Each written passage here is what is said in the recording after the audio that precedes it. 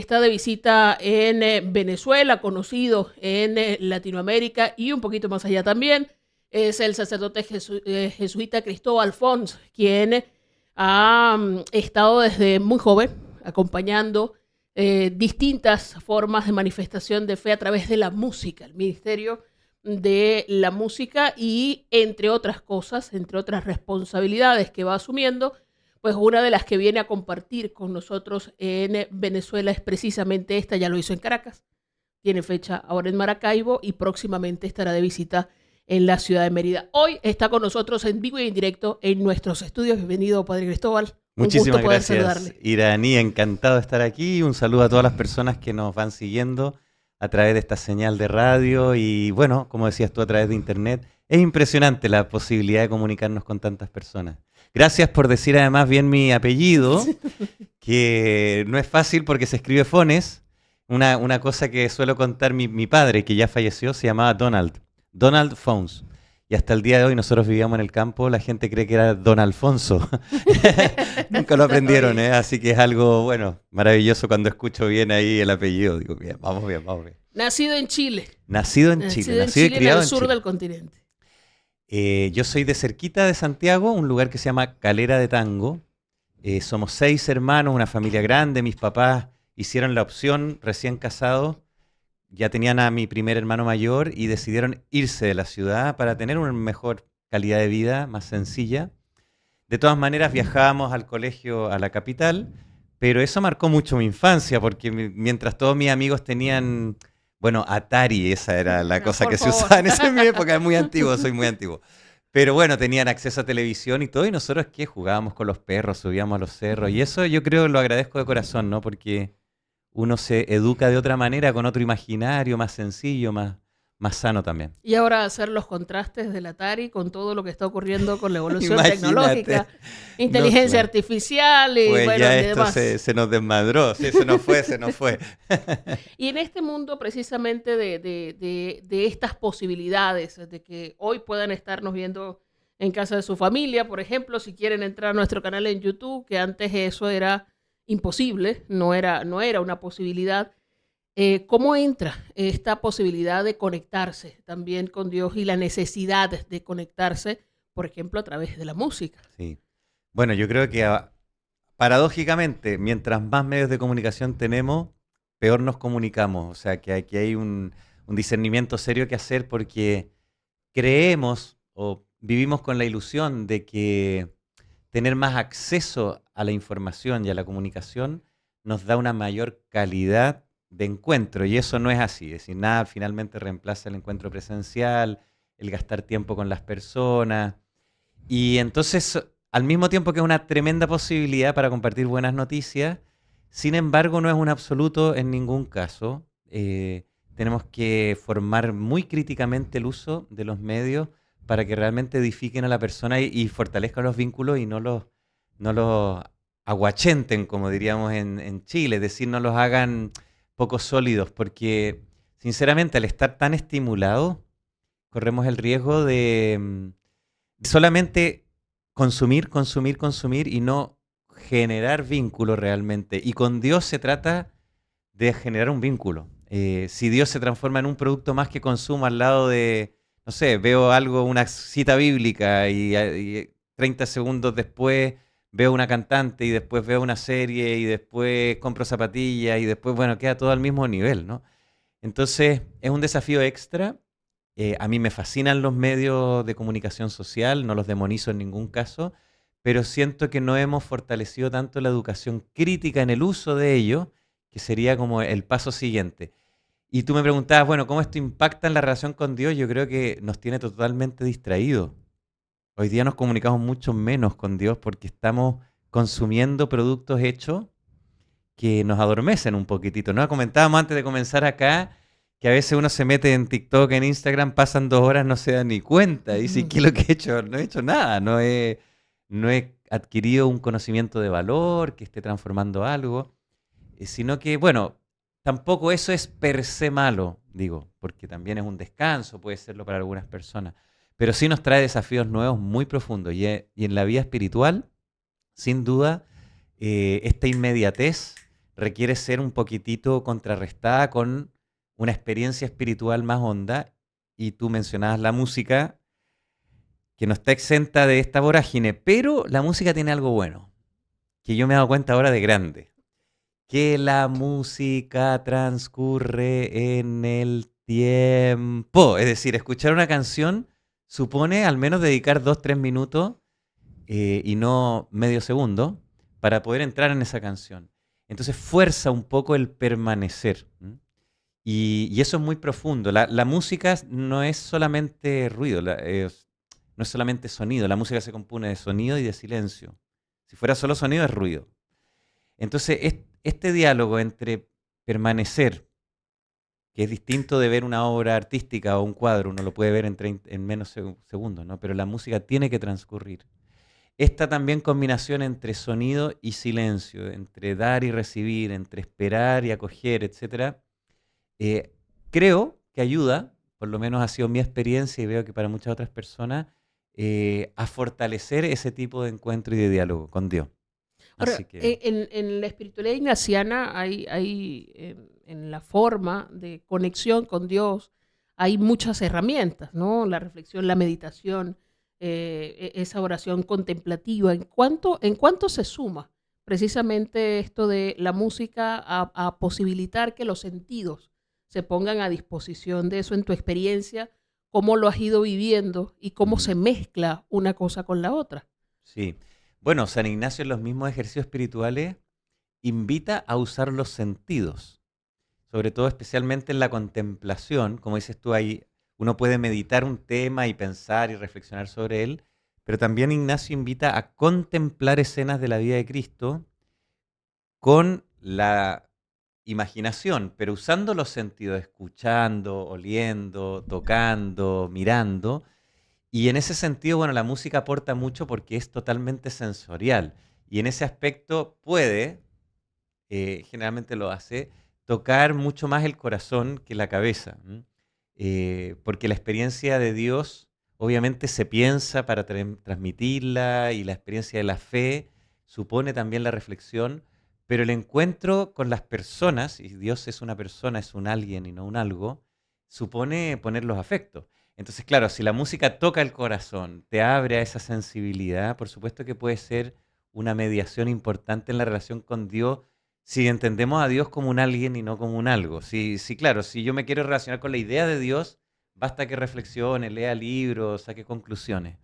Pero si Él empieza a ser alguien en mi vida, con quien yo tomo decisiones, paso el tiempo, me río, lloro, descanso, aprendo, entonces justamente la sensibilidad del corazón espiritual tiene que desarrollarse y la música juega un rol muy importante ahí. Ahora, en ese sentir, en ese relacionarse con un alguien más que con un algo, uno cuando se relaciona con personas hay múltiples sentimientos involucrados. Y la música también sirve para poner muchas cosas. La música puede ser solo entretenimiento, la música puede ser solo alegría, la música puede ser Sí, reclamo, sí. la música puede ser una invitación a la calma, a la paz. ¿Cómo esto se va combinando también con esa relación con Dios y esa búsqueda de dónde nos llama? ¿Cómo entra una cosa con la otra? Qué lindo, fíjate que nunca nadie me lo había preguntado así. Me gusta cómo lo planteas porque efectivamente, al menos en mi experiencia como compositor y cantante, yo siempre le hablo a Dios, porque hay música religiosa que habla sobre Dios. El Señor ha sido grande conmigo, no sé qué, o le habla a la asamblea, pongámonos en disposición de hacer tal cosa.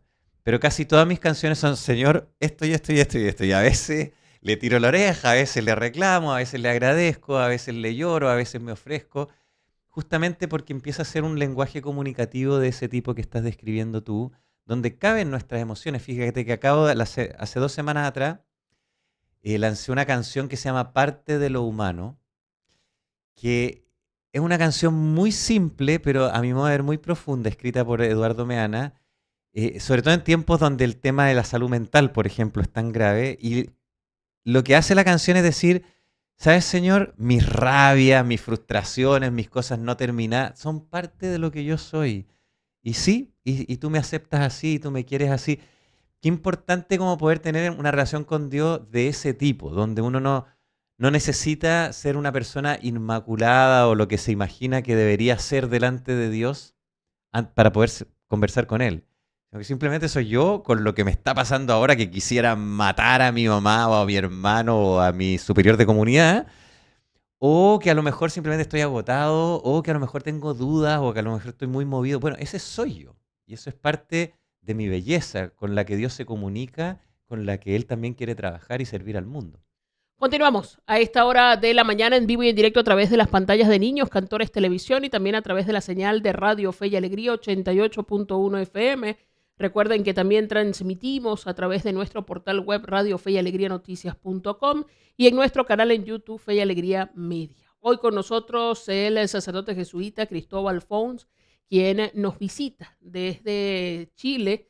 En Venezuela está desde hace algunos días, ya tuvo una primera experiencia en la ciudad de Caracas de esto que llaman oración cantada, pero que ha llevado por distintas ciudades del continente y que además también ha sido, entiendo, la música un vehículo para acompañar a otros jóvenes, no tan jóvenes. Y ¿qué posibilidades ha abierto todo esto? Bueno, posibilidades que se pueden hacer de otras formas, pero que en su experiencia ha sido a través de la música.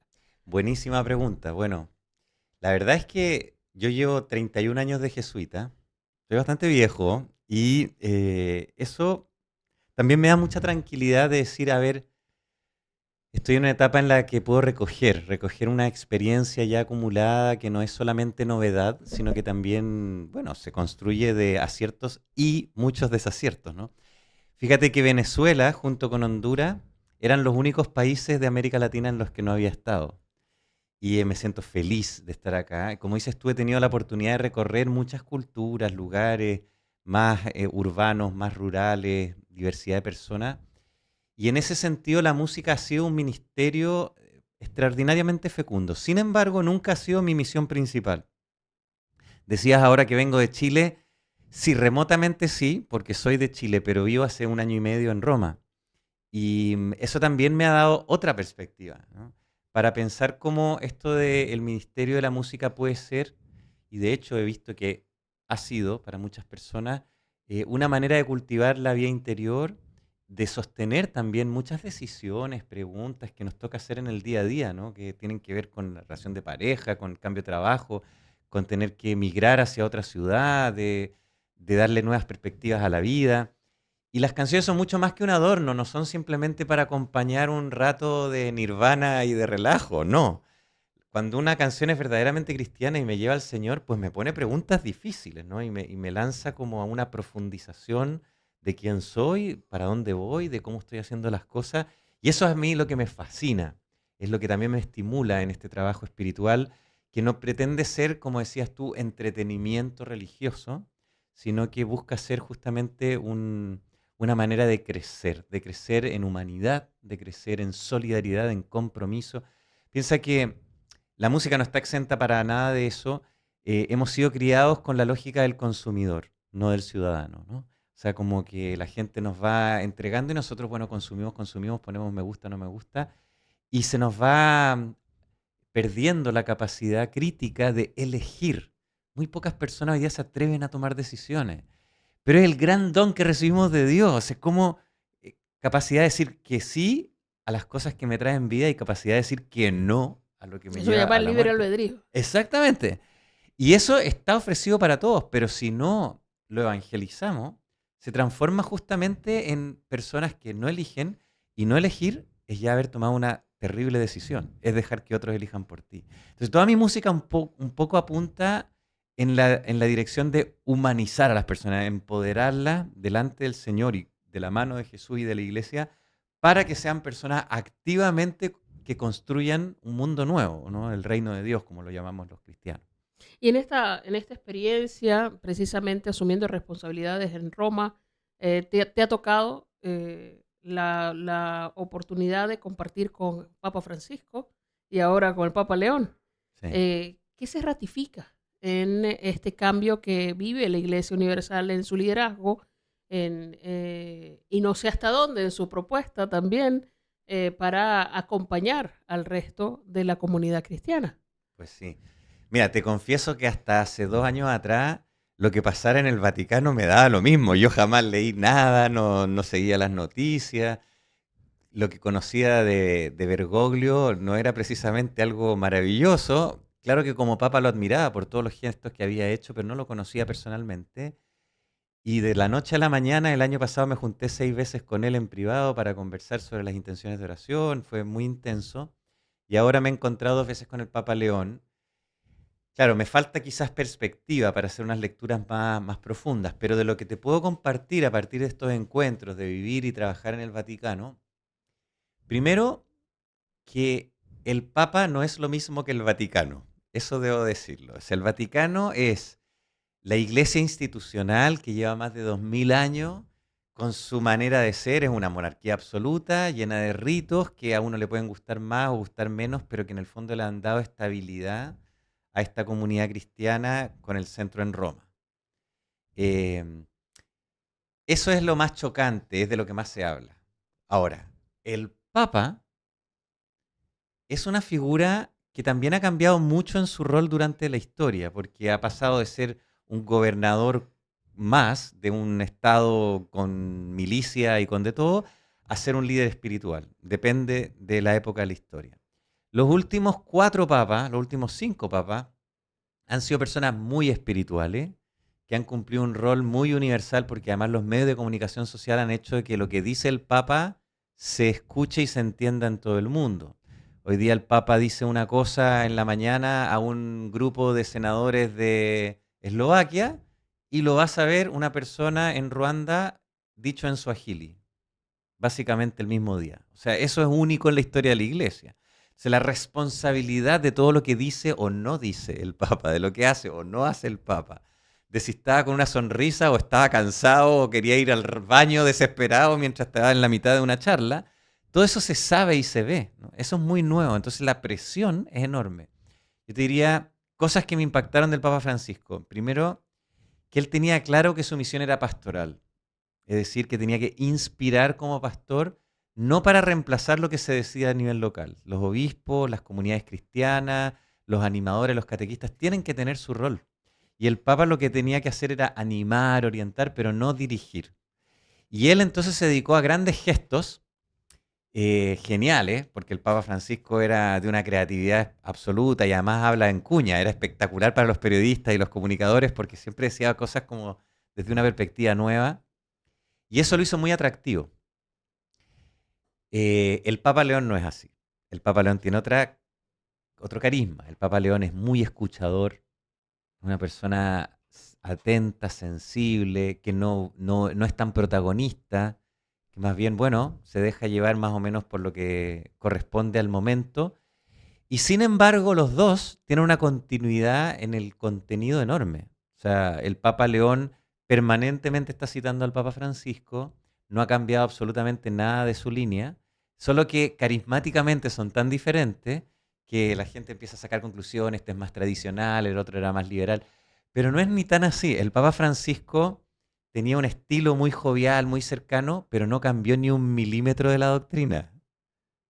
Nada, todo sigue igual, cosa que exaspera un poco a los más liberales porque esperaban que cambiaran algunas cosas del catecismo, qué sé yo. El Papa León quizás no es tan carismático, tan cercano, qué sé yo, pero probablemente su ministerio petrino va a consistir en dejar que las instituciones ahora pongan carne y proceso a las cosas que inició el Papa Francisco. De todas maneras, esto es algo que está comenzando, hay que darle un par de años al pobre para que se ubique, porque yo creo que fue absolutamente inesperado para él, así como lo fue para todos nosotros su elección, y tendrá que ir desarrollando su propio liderazgo. Ahora, yo que les decía, hace 2 años atrás me importaba un bledo lo que hacía el Papa, ahora recibo todas las mañanas todo lo que va a hacer, lo que va a decir, con quién se va a reunir, y me doy cuenta la cantidad de trabajo que eso significa y lo relevante que es no solamente para la vida de la iglesia, sino que para la vida de los países. O sea, ustedes ni se imaginan la cantidad activa e insistente y casi diría yo hasta revolucionaria el rol que está cumpliendo hoy día el Papa y el Vaticano en la búsqueda de la paz. O sea, permanentemente y todos los días en conexión con lo que pasa en el Medio Oriente, con lo que pasa en Ucrania, con Rusia. en Pakistán, en Myanmar. Todos los días el Papa está tratando de intervenir y ayudando. Eso no se ve, porque solamente se ve cuando sale la noticia, pero el trabajo es muy fuerte hacia la convivencia de los pueblos, hacia buscar el diálogo. Eso a mí me admira, porque es un trabajo monumental. Y yo me quejo de que trabajo mucho y después miro al Papa y me quedo calladito y cierro la boca, porque una persona así, el Papa Francisco tenía 86 años. Todos los días partía a las 7 de la mañana a sus audiencias, de 20 minutos una tras otra, pam, pam, pam, pam, una al lado de la sala, y tenía que decirle algo inteligente al grupo de no sé qué, y después a los gobernantes de no sé qué, y después a los obispos de no sé dónde, y pa, pa, pa, pa. Llegaba, almorzaba, dormía media hora de siesta, después trabajaba toda la tarde preparando sus documentos. Es un ritmo de trabajo brutal, brutal. Y a mí me inspiró, me impactó y me animó, porque yo tenía una bastante distancia, te voy a reconocer, con el mundo como Vaticano institucional. Y hoy día me doy cuenta el rol que cumple en la humanidad, que es enormemente importante. Y conversábamos un poco también de esta experiencia con las responsabilidades que asume desde Roma en el Vaticano, y hablábamos de los esfuerzos que hace la Iglesia, que hace el Papa León en este caso, que también hizo en su momento el Papa Francisco y todos sus predecesores en acompañar los esfuerzos por lograr la paz, el entendimiento entre los seres humanos. Y esta propuesta además que refuerza, en la que insiste la Compañía de Jesús sobre la reconciliación. ¿Cómo entra este tema en este tiempo tan Mm. convulso? Además, hablábamos al principio de medios de comunicación, o podemos hablar de plataformas de comunicación, y lo que suponen también para esto de enterarnos en el mismo día de lo que pasa, pero luego eso se combina con otro punto que también hemos conversado, que es la capacidad de ser críticos ante eso y no solo consumirlo y no digerir lo que estamos viendo, lo que estamos escuchando, y a veces ver como si fuesen películas de ciencia ficción en las realidades tan duras que viven algunos pueblos e incluso que compartimos nosotros en nuestros predios más cercanos. Absolutamente. Mira, una de las cosas bonitas de la misión específica que tengo yo como director internacional de la Red Mundial de Oración del Papa, que es una obra pontificia encomendada a los jesuitas, y espero que quede claro por qué, es que justamente une cosas que yo pensé que era obvio que estuviesen juntas, pero me doy cuenta que para muchas personas no, que es fe y justicia, o la fe que impacta la vida y las decisiones. Porque si Jesús nos dice, nos invita, ha venido desde el seno del Padre a decirnos, mira, mi mandamiento es este, ámense unos a otros. Que el amor es concreto, el amor no es un sentimiento nomás, el amor es compromiso, es reconciliación, es perdón, es extender puentes en vez de muros, el amor es sostener una relación cuando a veces se hace difícil, es ser creativo para buscar maneras de solución a los conflictos, en fin.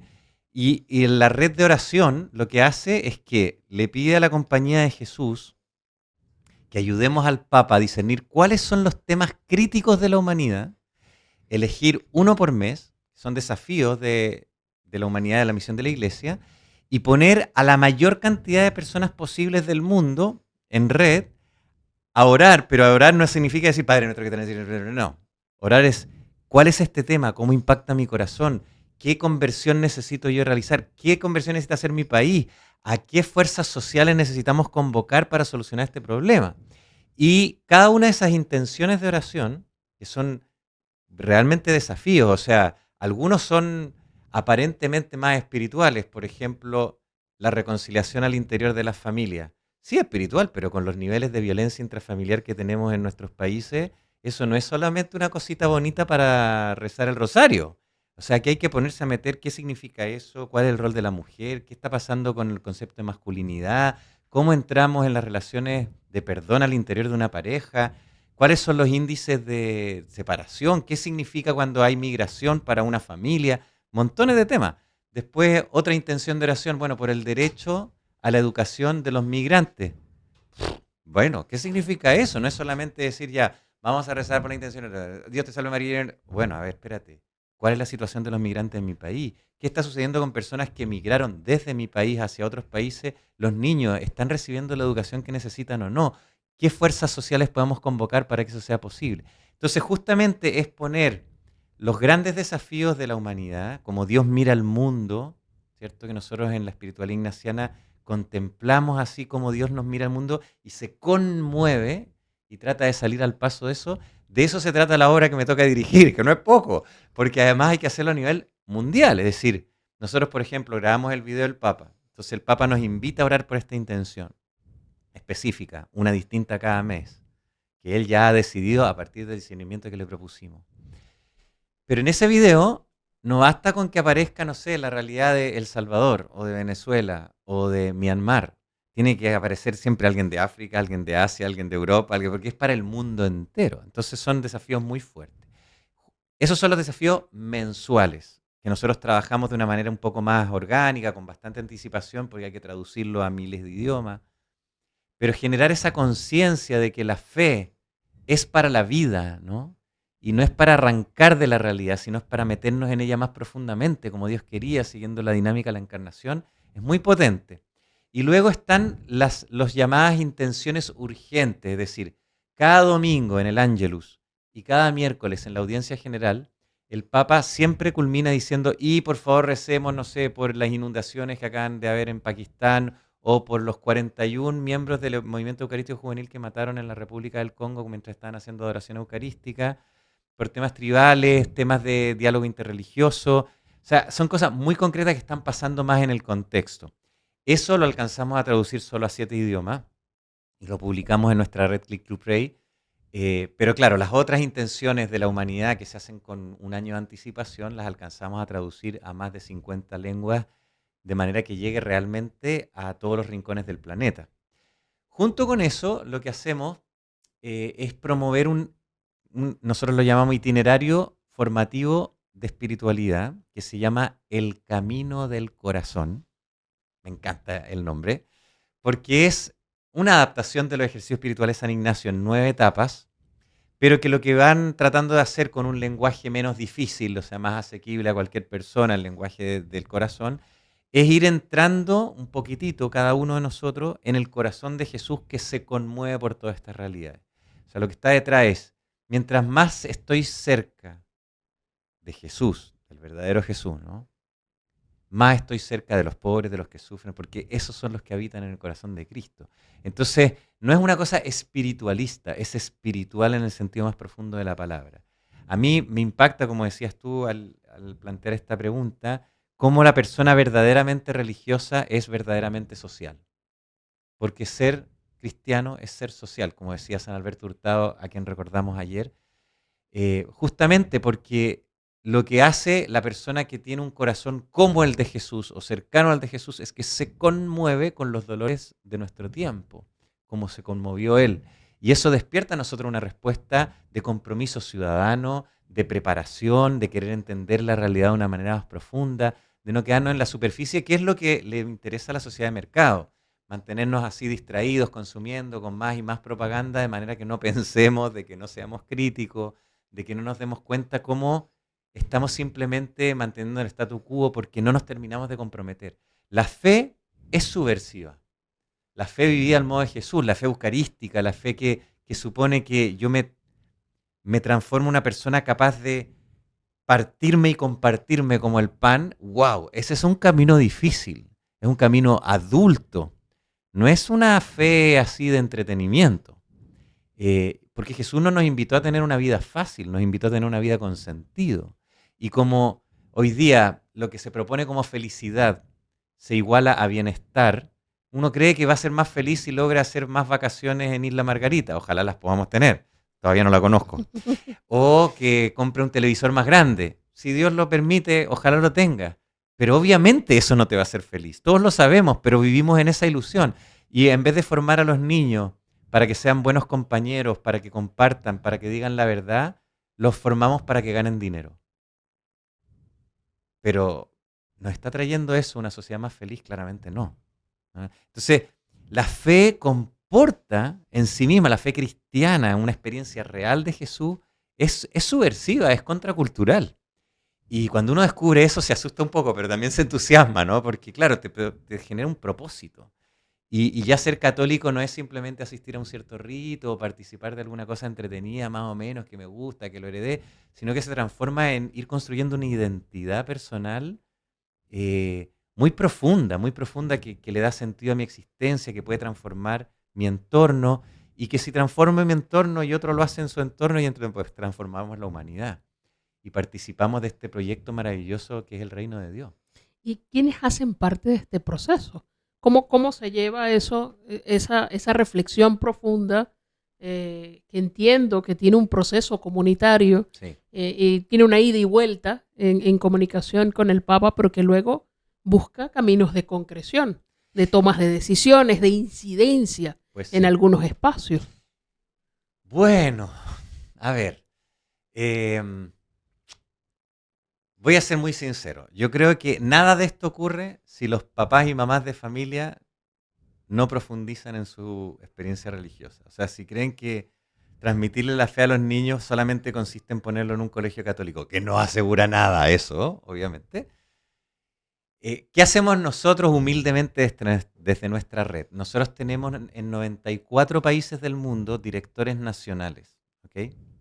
Esos directores nacionales están misionados por el provincial jesuita del lugar y nombrados desde la oficina vaticana.